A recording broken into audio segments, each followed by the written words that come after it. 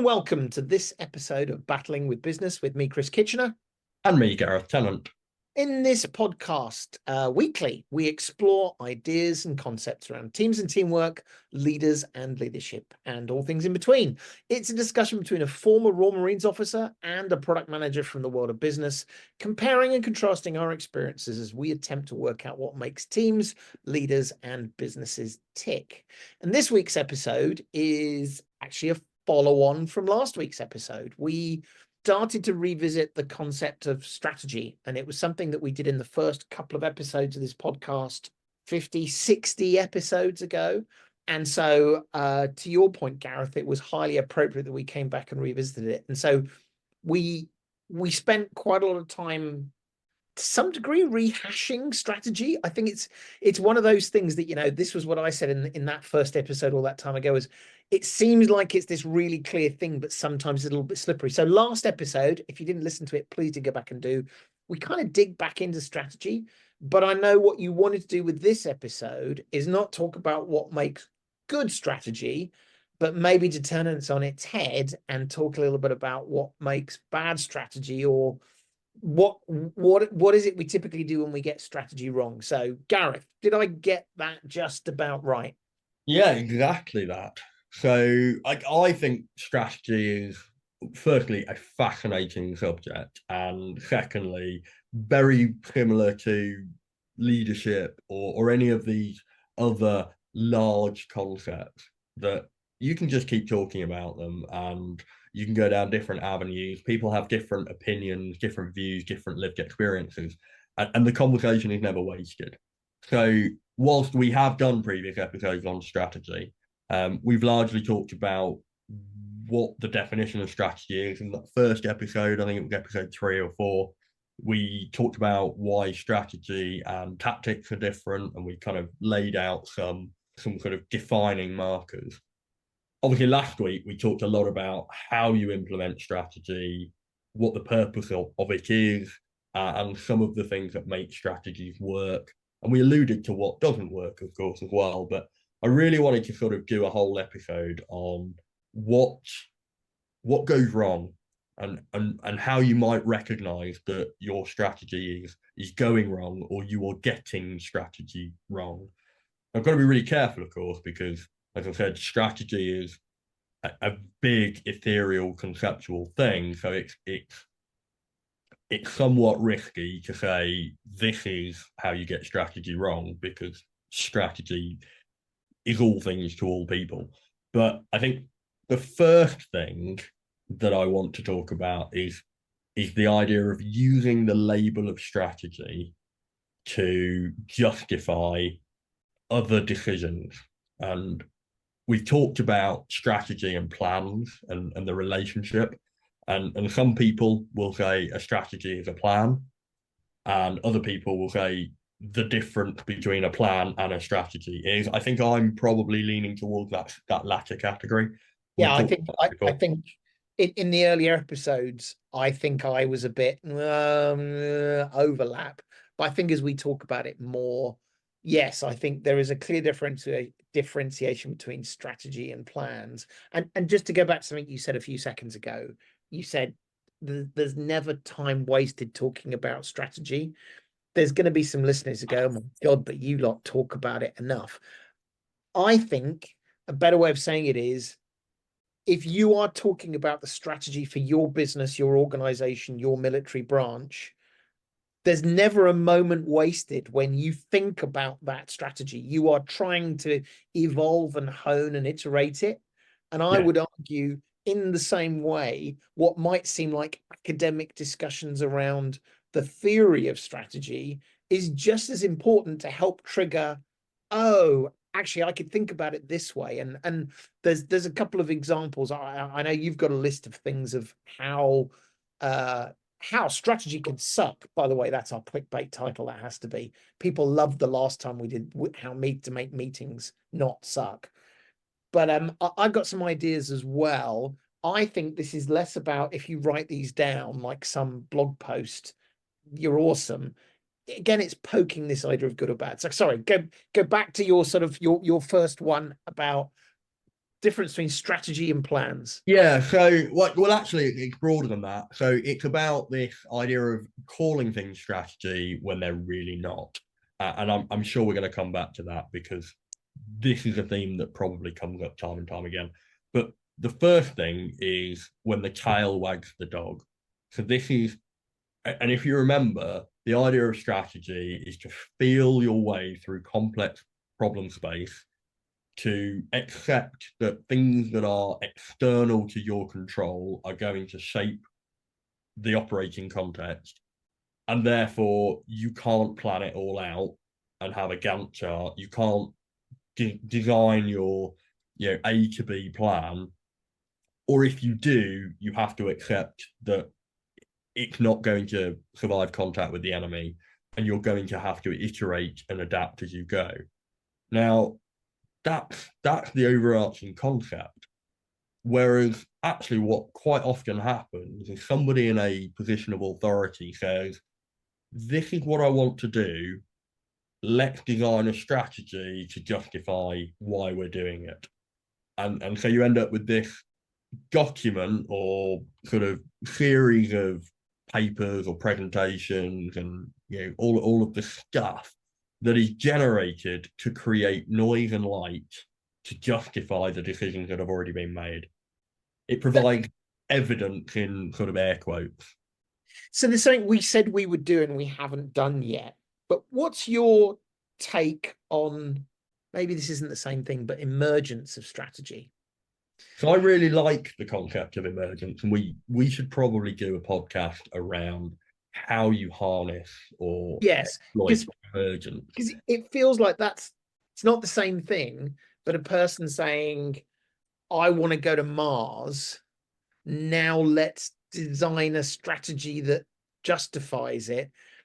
There's times when I think that represents emergence of a strategy based on the things you've been doing, the direction you're going, how you're doing it.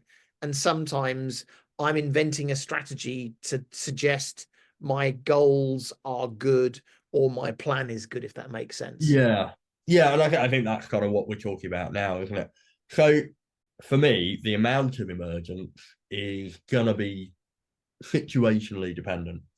So if you are your example of a big hairy audacious goal, let's go to Mars, let's get there in 10 years, there is so much uncertainty in that audacious vision that you are going to have to rely heavily on emergence of finding and feeling your way through the problem set. There are probably much smaller goals that are still bounded by uncertainty, that are still buffeted by things that are external to your organization that you can't control, but actually you're going to have a much clearer idea of roughly how you're going to get there, and therefore you're going to rely less on emergence. But I still think, by the nature of the fact that strategy is about feeling your way through uncertainty, there is always going to be an element of emergence in whatever you do. I think the difference will be how much you recognize it and accept it up front. So the problem with this idea of the tail wags the dog is quite often, especially in large bureaucratic organizations, we get confused between strategy and policy. And you end up with policy driving strategy. And it should be the other way around. Give me an example of that. So policy, before I give you an example, I'm going to give you a sort of my definition of what policy is. So policy is a set of rules or guiding principles in the general that can then be applied in the specific. So if you think about legal frameworks or codes of conduct, or I don't know, a inclusivity policy within a company, or whatever it is, they're general rules that then, or principles that then you can apply in a specific circumstance to say, this is going to help my decision making, and some of it is literally restraints and constraints. So some of it is things you're not allowed to do, and That's a constraint. And a restraint is, this is the limit. This is what you're allowed to do up until this point, and after this point, you're crossing the line. But because policy is based in the general, if you build a strategy based on policy, your strategy becomes really nebulous because it never really tackles the reality of the situation that you're in. And what you end up doing is creating a thing that sounds nice. It's full of really fluffy management speak. It talks to all the right kind of points, but it's so nebulous that it never has any specific value in helping you make decisions. And so the way you get through that is to sensibly bound your strategy in its scope. So have a time bounded approach to what you're trying to achieve. Focus on tangible and actionable things that you or other people can do. So if the strategy doesn't help you work out what to do, it might not tell you what to do. In fact, often it won't. But if it can't help you work out how to find out what to do, then it's probably not useful. That's a really good test. I mean, we've said it before without perhaps being as explicit, which is strategy is a measure by which you can, or a mechanism by which you can measure decisions against, red or blue. Which of these decisions will get me closer to the goal? And which of those will support the strategy more? And to your point, if it's too nebulous, it's not going to answer that question for you. So it's not an academic statement of we don't like nebulous. It's nebulous isn't bloody useful. You can't use it to say, is this a good thing or a bad thing? We are going to double our revenue by selling through multiple channels. Here is a mechanism by which we could sell more.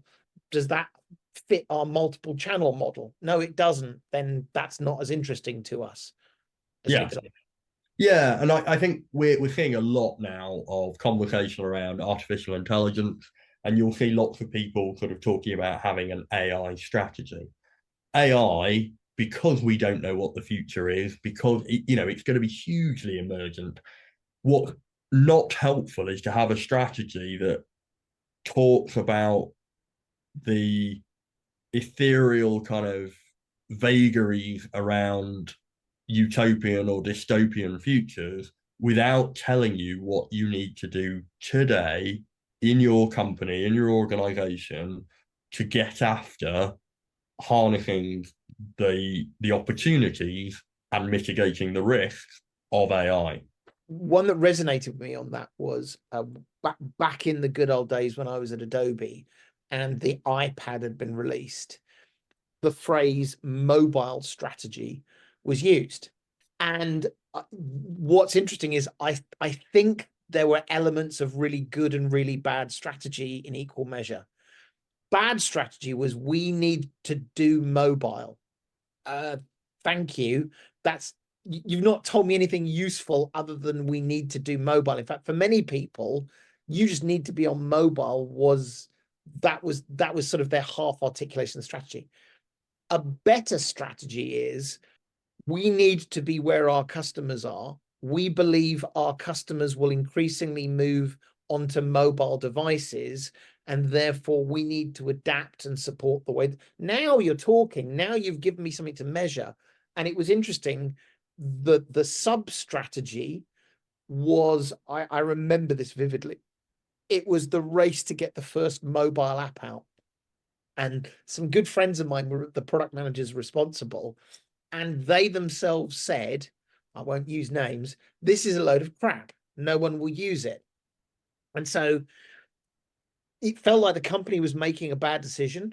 I'd like to think, I'm not sure, but I'd like to think there was a smart person saying, my strategy is we need to get experience because the first tranche of apps will be crap, but by doing the first crap tranche, we'll then start to understand that. So we need a mobile strategy in itself is bad, but actually you can do something very similar and it starts to be very useful. And in fact, that was very useful. And today Adobe do a fantastic job of being on other devices.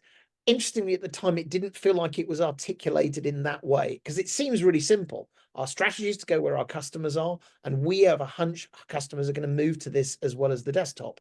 And the second strategy is we need to move to do the first thing to learn how to do the second and third thing better. We need to get up the maturity curve quickly. It was never articulated like that.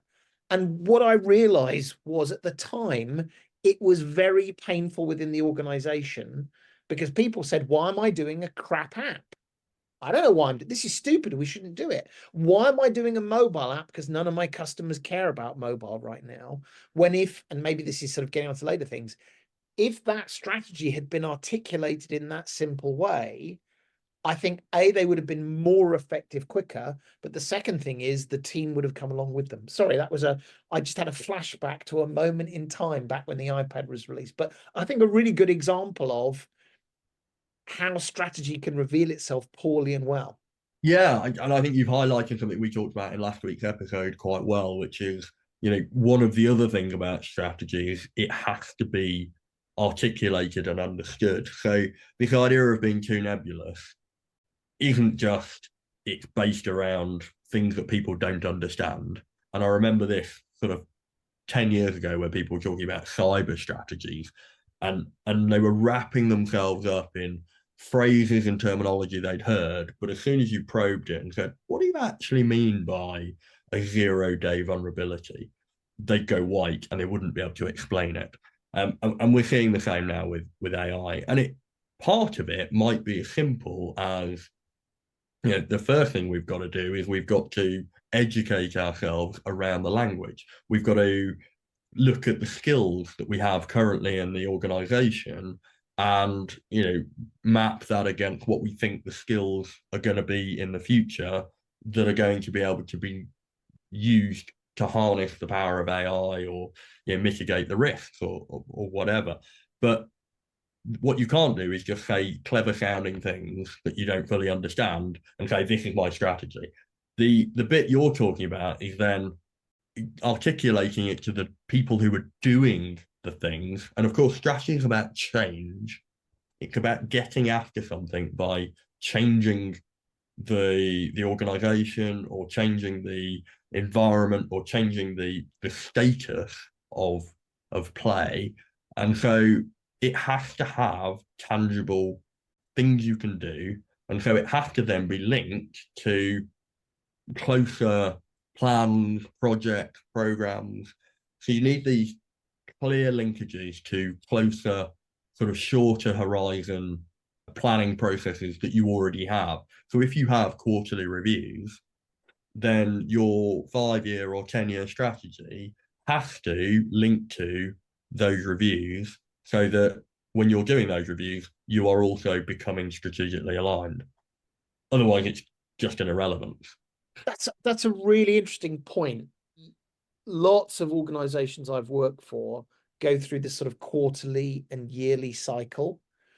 I think the risk is if the focus is on the yearly plan, if the focus is overly on the yearly plan, that's not an awful lot better than if we just take it quarter by quarter. And if you said to everyone, we're just going to figure out the next quarter, and at the end of the quarter, we'll figure it out from there, people would go like, but how will we know where we're going? In a weird way, if it's just the yearly plan, you have a similar problem. You've just extended it a little bit. Yeah, and what you end up doing then is fighting fires.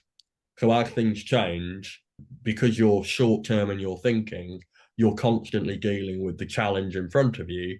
And I've seen this time and time again. Organizations then become paralyzed in their decision making because they don't have the capacity to deal with the current crisis and think about the longer term.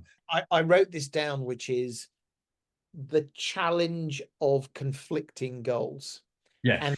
And I have always, in a commercial world, I can tell you the definitively conflicting goal, and that is revenue targets versus a long-term plan. And to be clear, what I'm not saying is yearly revenue targets are bad. No, yearly revenue targets are effectively the permission to carry on for another year. Yes. So they are critically important. And what we do, this is like, if the money doesn't go in the bank, you've got a problem. But by definition, there is a tension between which is more important, your yearly goal or your long-term goal.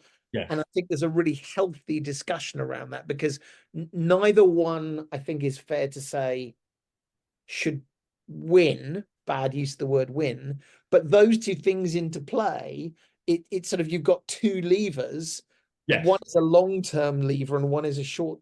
If you have conflicting goals, you've made it almost impossible to build a strategy to be successful. Yes. And it becomes about prioritization. And I think that's probably a better word than winning. But yes, if cash is king, you have to have the revenue, you have to have the profit margins to be able to stay afloat, to be a going concern, if we're talking about a commercial organization. So, of course, what you can't do is say the future in 10 years' time is going to be all about quantum and AI, and therefore that's what we're going after. And then find in 6 months' time you've run out of money and you're not able to pay your people. So, of course, you have to balance. But what you don't also want to do is do, the Kodak thing of, yeah, we get it, digital's coming, but for now, we've just got to get to the next quarter. We've just got to get to the next quarter. We've just got to get to actually, digital's happened around us. As always, we're risking sort of going off rails on this, but I'm going to talk about the money versus long-term strategy thing. But the reality is I could be talking about any conflicting goals. Yeah. One is a short-term goal, which is, in inverted commas, a necessity. And one is a long-term goal, which is aspirational.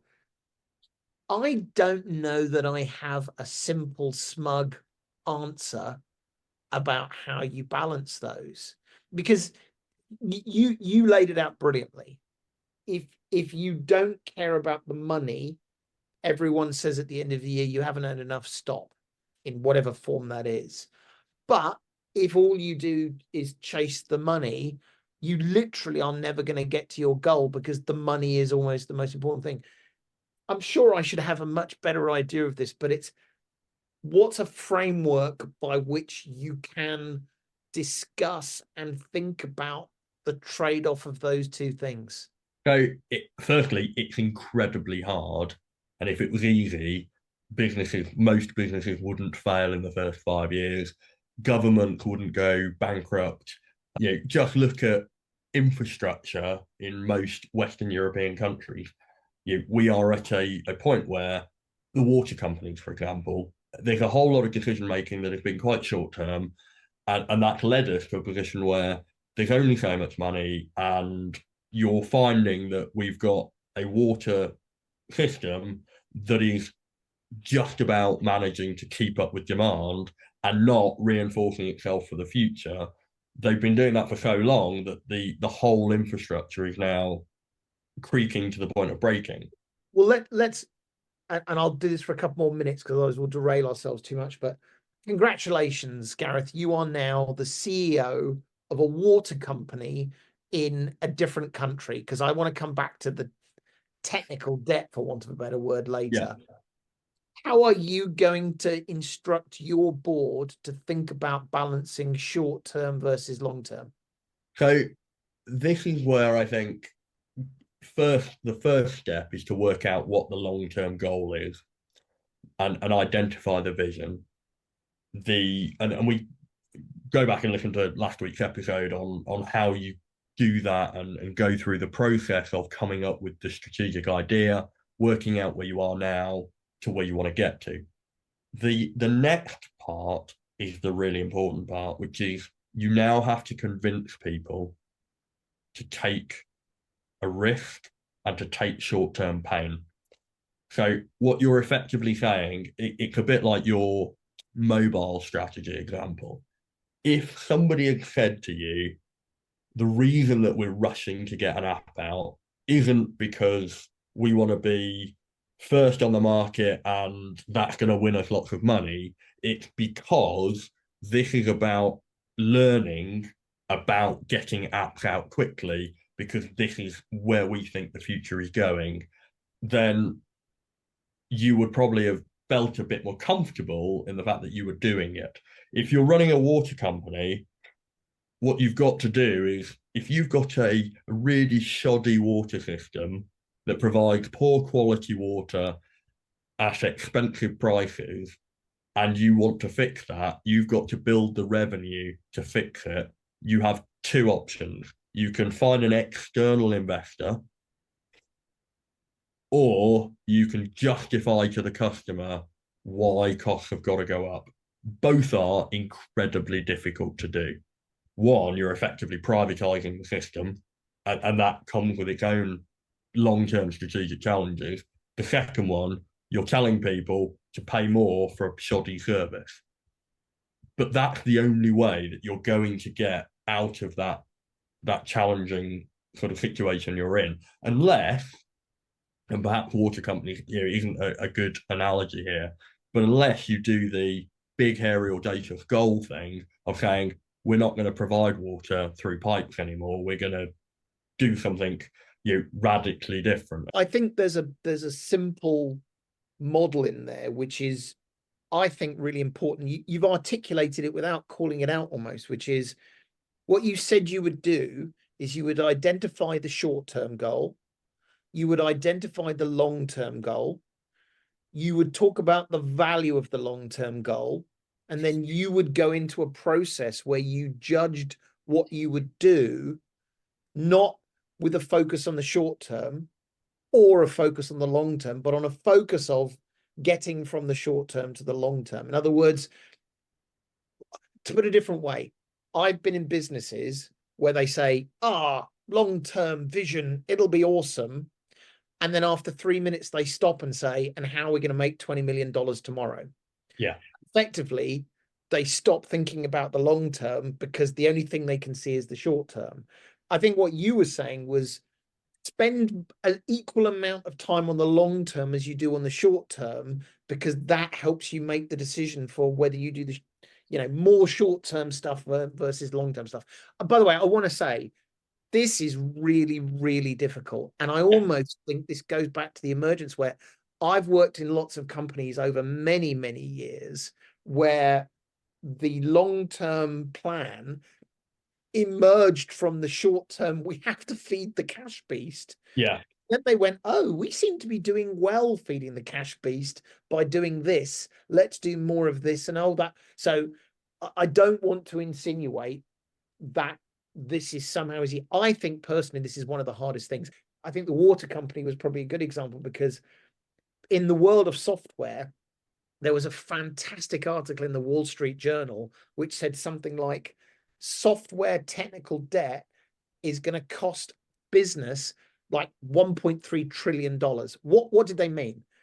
When you build new software, it's all shiny and wonderful. And the day after you've built it, it starts to get old and crusty. It's like a car that you don't maintain.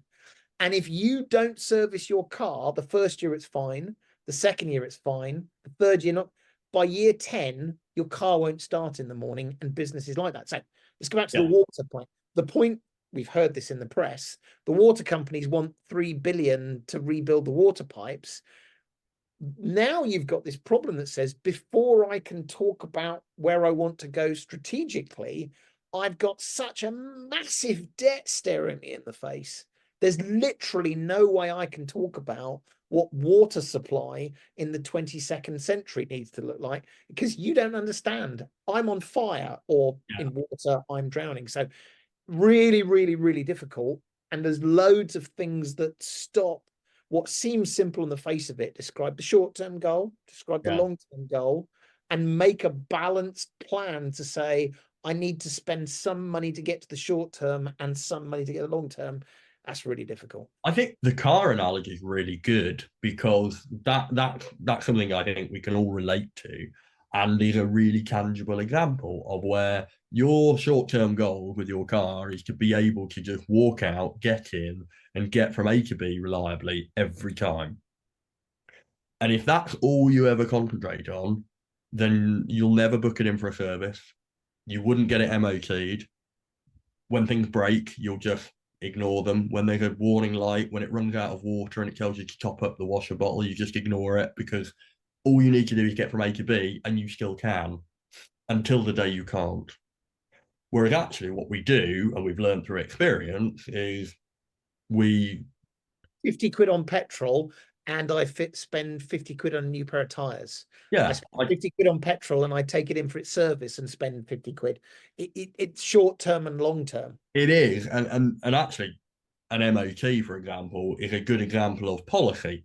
A general principle, a car should be able to tick all these boxes. Applied in the specific, forced upon you, it is a constraint on the motorist, as is motor insurance, as is road tax, etc. These are external things that drive you to think strategically about you looking after your car. If you didn't have those things in place, you would have to be disciplined enough to think about, well, I want to get it checked out every so often. I want to replace the tires before I get a flat, or before I get a blowout on the motorway. There's this thing that I need to top up oil or something. I should probably do that, because if you don't, that's a catastrophic failure. When your head gasket goes, you've just written off the car. And this comes back to this point about risk. So we think about risk in terms of impact and likelihood. And one of the things that we tend to do is underestimate the long-term impact of high likelihood events, and we underestimate the low likelihood, high impact events, which you could argue are black swans, or however you want to describe it. In a strategy, you've got to consider contingency. So when thinking about your car, you've got to consider about what happens if I end up with this catastrophic failure. What happens if this low likelihood event happens and it leads to high impact stress?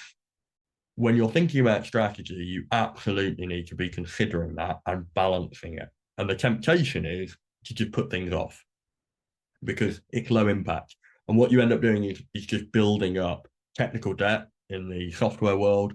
In the government world, you end up pushing capability, long-term infrastructure projects. I was going to say, I think defense spending. These things get pushed back because you're fighting the current fires of healthcare and education. I've got a new phrase, because for us to have a podcast, it's important that we invent new phrases. I think what you've described is strategic debt. If all you do is a short-term activity, you are building strategic debt. What that means is you will never make progress on your strategy. You will tread water. So look, we've been going for a while now. Why don't we stop for a quick break? And then I promise we will get back on track, because I know you've got a list of these things you want to go through. So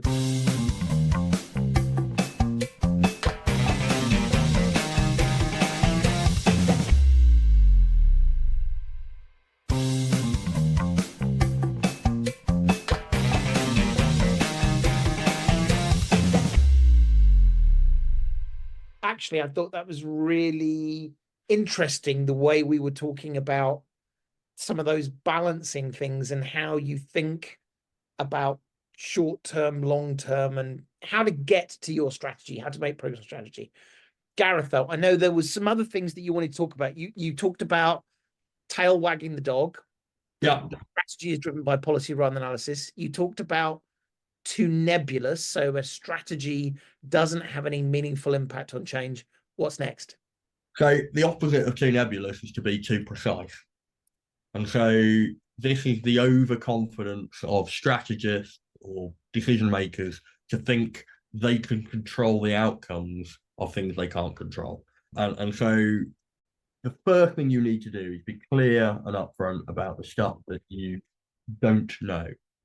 And I don't know if I've talked about it on the podcast before, but I like to call it Rumsfeldian logic. And it's based on that quite famous speech by Donald Rumsfeld when he was... Do it. It's my favorite. Yeah, when he was asked about weapons of mass destruction, and he said there are there are things we know, there are things we know we don't know, but the things that really interest me are the things that we don't know we don't know. And he was obfuscating a difficult question about why we invaded Iraq. And of course, there's also things that we don't know that we know, especially when you talk about organizations. So it's really important to have analytical frameworks and processes. And this is just good information management. But understanding what you don't know and understanding what you need to know to make your decisions, and then prioritizing that. You can't go after everything. If you try and be omnipotent, you end up not really knowing anything. So you have to be targeted in how you do your fact finding. And in the military, we call fact finding intelligence, surveillance, and reconnaissance. And that's really simple. Reconnaissance is finding stuff. Surveillance is watching stuff over time to understand its change or whatever. And then intelligence is using that knowledge, that gained information to help support decisions.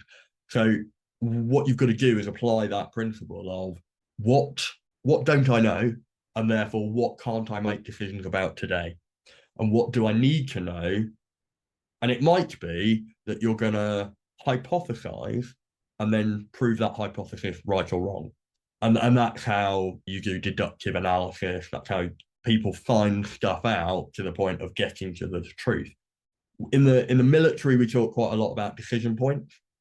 And these are ideas that once you get to a particular point, either in time or in space, you are forced to make a decision. So that might be a track junction.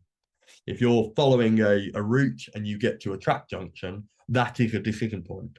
Now, it might be at the start of your journey, you don't have enough information to know whether you're going to go left or right. But by the time you get to that track junction, you're going to have to make a decision. So the question is, between now and then, what do I need to know? In a military context, it might be, where are the enemy? I'm going to send my recce teams out to go and find out where they are, so that by the time that my main body gets to that decision point, I know whether to go left or right flanking.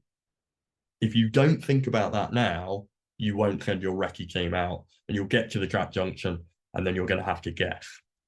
The other thing about being too precise is listening to people that sound very knowledgeable about things that are unpredictable. So futurists, analysts, intelligence experts, are really, really useful, but they're not soothsayers. And so being very aware that people make mistakes, people analyze situations based on incomplete and wrong information. And there isn't a way of confidently predicting accurately the future.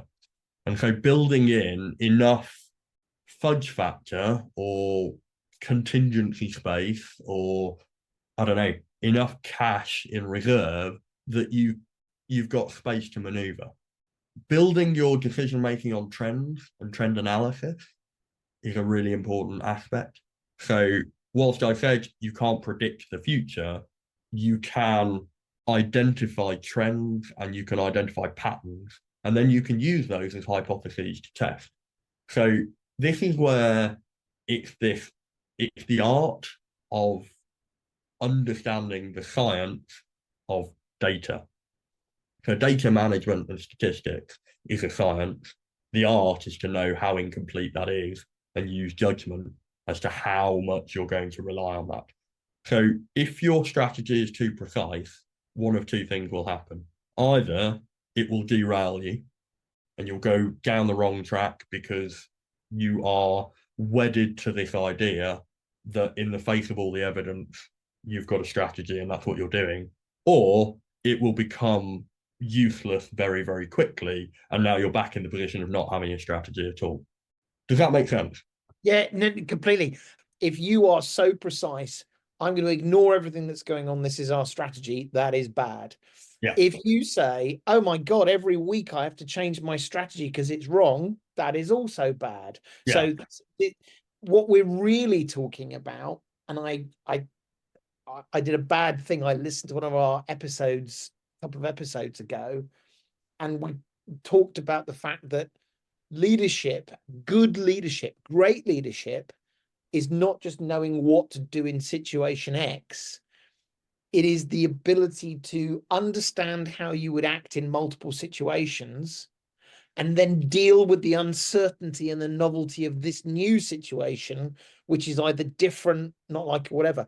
In the same way, when we think about strategy, you have to find your balance between not changing it and changing it too slowly and changing it too fast.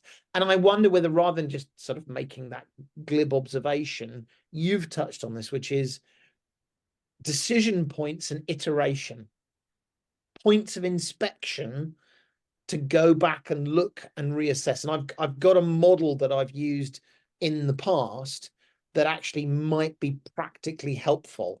We'll come back to that later, though. So too precise. Don't be too precise, because the nature of strategy is to help guide you through your path and help you understand whether a decision is a good or a bad one, or what kind of decisions you need to make. What have you got next? Yeah, well, I'll just add to that, of course, is there's a massive link that I think often is not necessarily understood or not necessarily acted upon enough, which is the strategy, the ideas about how you're going to get through a problem, the decisions that are going to be made to get through the problem space, the understanding that provides the information for you to be able to make those decisions isn't all one person.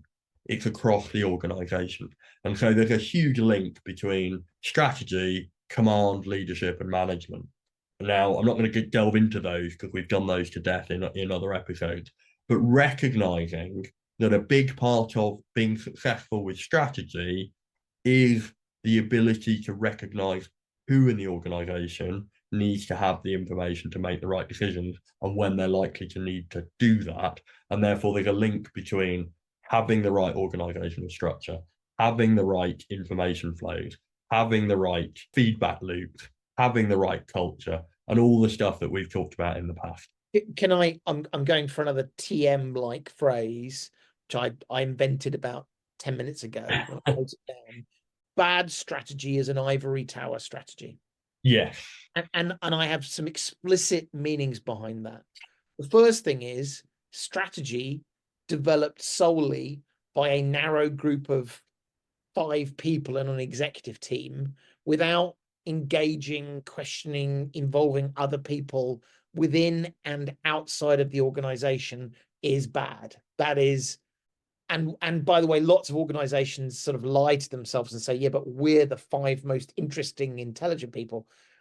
Rather than say executive teams are bad, strategy is about taking the skills and expertise, not just in your group, but outside as well. So you can't build great strategy on your own. And then the second thing going back is that for your strategy to be truly successful, everyone to the janitor needs to understand and truly understand and get that strategy. It goes back to my iPad example. And I tell you, I have gray hairs on this. People saying we should abandon people who you care passionately about in the creative world because we're going to do this crazy mobile thing. That was badly communicated strategy. And if you'd have communicated it better, A, your people would have been happier, and B, they might have come up, oh, that's what you're asking me to do. So ivory tower strategy is bad. Yeah, I think the ivory tower thing has 2 aspects to it. One is if you need emergence, as you know, your goal is really based on uncertainty in markets, uncertainty in where exactly your proposition is going to end up, then having a brain trust in the C-suite is going to really limit your ability to find that emergence, to allow the free flow of ideas, to get the information in, and thinking that you have somehow, because you're paid more money, your opinion or your insight is somehow better than others is a really, really dangerous position to be in. And of course, most executives are high functioning, bright people, but that doesn't mean that they know everything. And actually, high functioning, bright people need to empower other people to create those information flows. This is not saying that it's exactly saying this is not saying that executives are somehow bad. Executives actually by definition are typically pretty good to be there.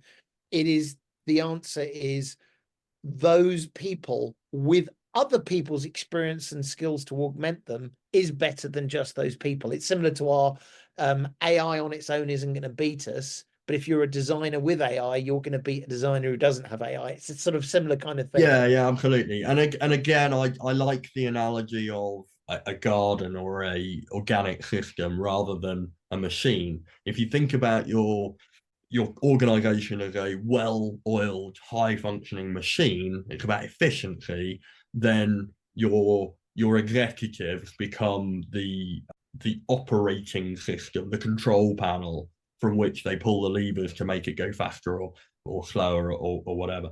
That doesn't work when the environment around you changes. Whereas if you think about the organization as an organism, as something that has external stimuli, that has changes imposed upon it, that reacts and responds to new information, then your role becomes less about command and control and more about orchestration and cultivation. And that, I think, is a really strategic, critical thinking, is about orchestration and cultivation of an organization in the face of new information towards a goal. The next thing then is following the zeitgeist. If your strategy is simply a piece of window dressing to show that your organization is, at the forefront of whatever the latest fad is, then you are extremely vulnerable to groupthink. You're extremely vulnerable to being driven by common misrepresentations of the future, overinflation of the impacts of emergent trends, and it won't be backed up by hard analysis. It will be something that you think that your shareholders want to see. A classic is the the cyber or the AI or the smart or whatever the fad is. That is a lie. Anyone listening to this, we all know that we better goddamn be doing stuff with AI, because literally every single board I have come across in the last 5 years has said we need to be doing more with AI. And I'm being slightly facetious there, but I think maybe here's the point. If the zeitgeist is the goal, you're going to fail. Yeah. If the zeitgeist represents a new problem or a new opportunity, now you've got something. This is going back to that. I think the mobile apps actually is quite useful in this. Mobile was not the goal. Who cares? The goal was creatives are being creative in new ways on new devices, and we need to go where they are going. Yeah. So the zeitgeist is not interesting. At one level, they could be using easels and paints. The thing is, this zeitgeist represents the way our customers are changing. And I think AI, this is the thing here. And I think we have to be really careful. I laugh when people say it has to be AI, where's AI? Actually, if the statement is customers are being able to accelerated through new skills that AI bring, or there is new risks to the way our customers work, you are describing the problem that AI is either causing or solving. That is highly effective to talk about. But to say the words, we should do AI because AI is good, again, let's use our test. How is that going to help me make a decision? Should I do this thing or this thing? Well, they're both AI. Oh, well, then they're both good. No. This thing doesn't help my customers solve a problem or go faster. It's just the use of AI because it has a badge of AI. Yeah, and a few years ago it was big data, and there were literally companies selling data by the gigabyte, and it didn't matter what the data was. They were literally selling data by the gigabyte, at a dollar price, and people were lapping it up because the zeitgeist was the more data you have, the better insight you'll have, the more successful you'll be. And actually, the reality is, if you know what you want out of your data, you know which data to get. but I think we're potentially throwing spears at AI here, but you can have exactly the opposite. And I think we're probably just coming off the peak of the Gartner hype curve of AI having had large language models thrust upon us mid last year. I think the next wave of zeitgeist might be AI, that's old news. Actually, we need to continue with what we've done in the past. And that might be the zeitgeist of the day. That might be the fad and the fashion. Don't think there are silver bullets that are going to suddenly dig you out of holes because they're new and shiny. But also, don't be afraid of killing a few sacred cows. I do like the phrase "sacred cows make the best beef burgers," and I think there is something about becoming enamored by the way that you've always done it, and that becomes the thing that we have to keep doing and we have to double down on, even in the face of new evidence. And so, with all of this, it's about having robust analytical processes to test assumptions. When somebody says we've got to do AI because it's the future, it's where the market is, like brilliant, right? Show me how, show me why, show me what tangibly this is going to do. And if you don't know, fine, show me the growth path, show me what's the vision. I find myself, and I even have to remind myself, there's some really simple questions that help you. What problem am I trying to solve? And how valuable is it to solve that problem?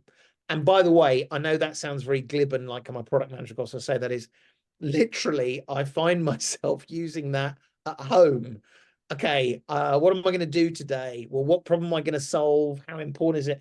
It's such a disarming question. Instead of AI is the answer, go back to the what problem am I trying to solve? Yeah, absolutely.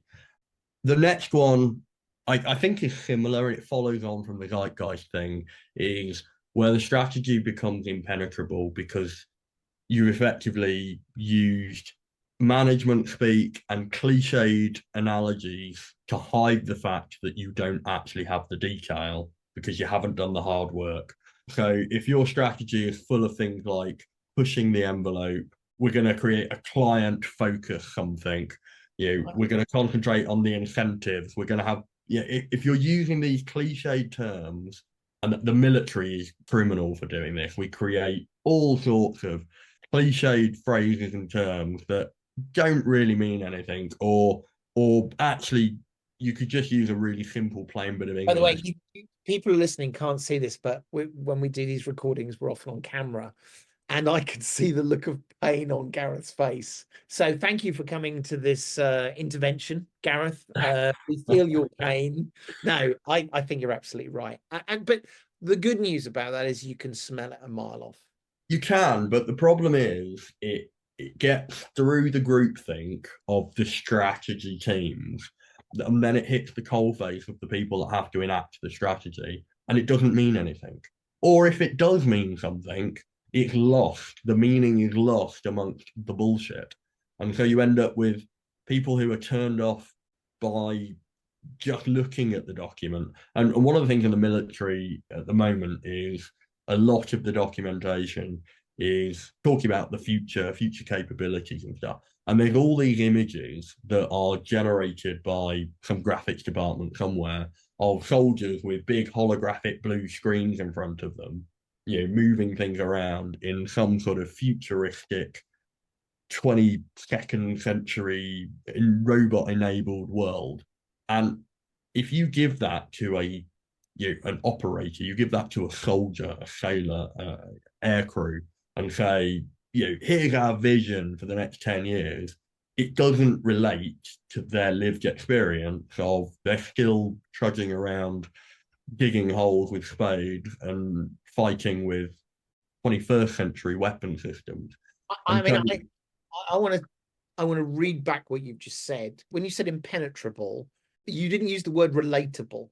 The people enacting this strategy or participating have to see themselves in this strategy and have to be able to say, this strategy, I can see or imagine how that will make my life or our mission better.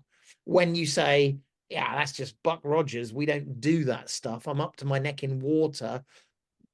This nonsense, relatable has to be another part of it.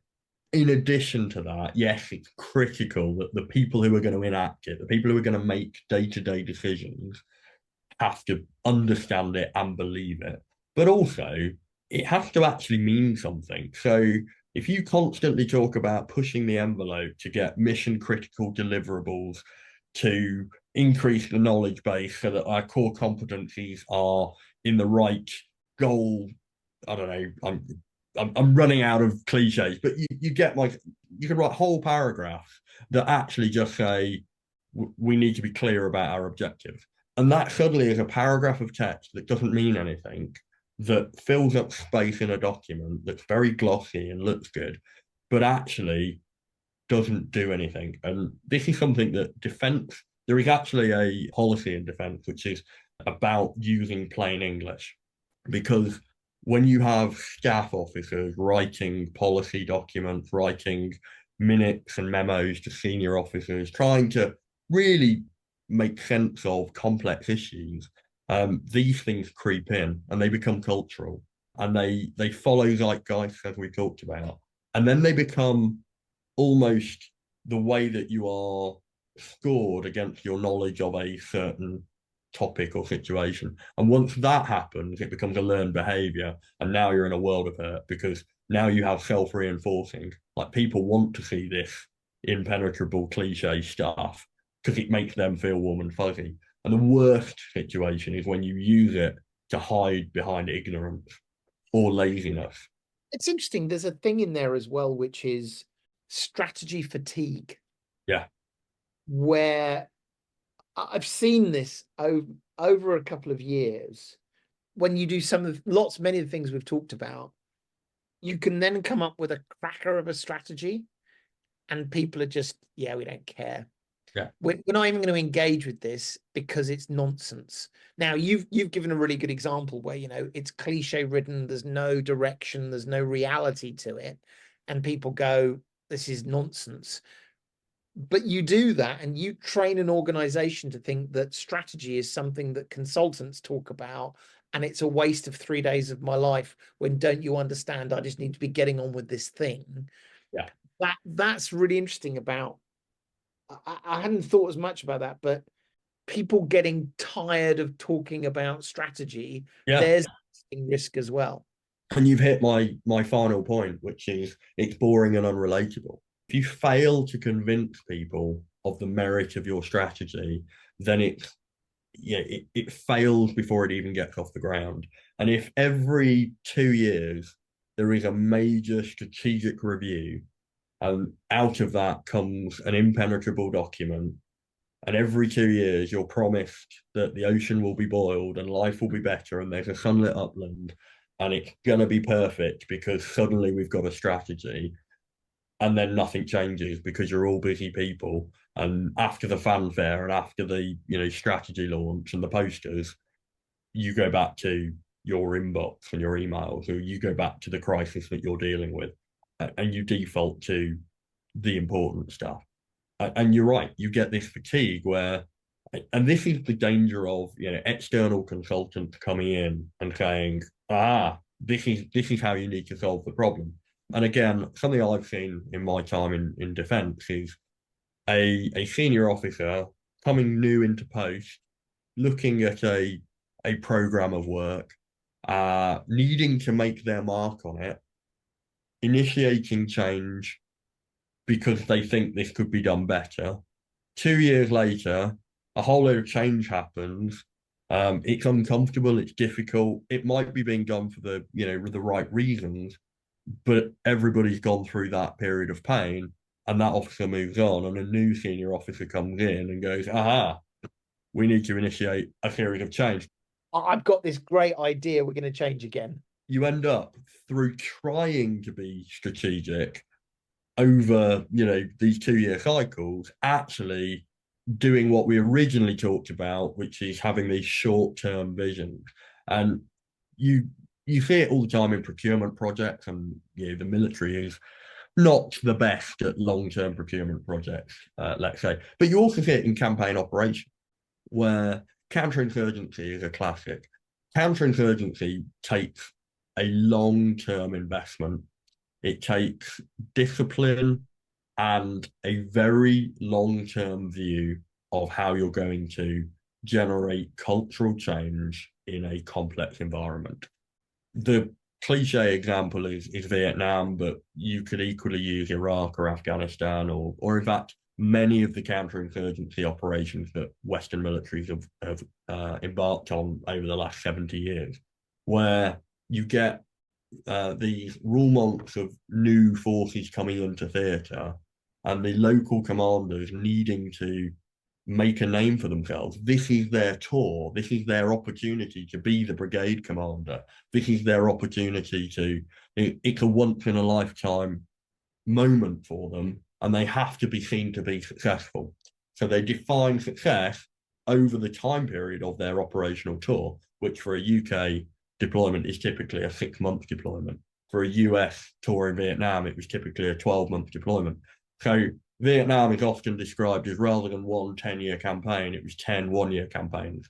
And I saw it in Afghanistan with my own eyes, where you would go to the unit that was coming back from theatre while you were training to go to theatre on the next change, would be telling you about all the success they had. And they would say, in our tour, we took over and it was terrible. And we did all these brilliant things and we made this decisive change. And then you get feedback from the organisation that was currently in theatre that you're about to take over from. And the brigade commander would fly back with his operations staff and say, when we took over, it was terrible. But in this 6 months, we've done these things that have created decisive change, and it's all sunlit upland from now on. And then you would go out there and the brigade staff would sit down and go, in this 6 months, what are we going to fundamentally change? And you end up with this bouncing around, and there is no continuity. It's interesting. We've that as an example goes back to the changing your strategy too fast. Yeah. That's just every 6 months, the strategy is going to be different. Not taking people with you, not communicate.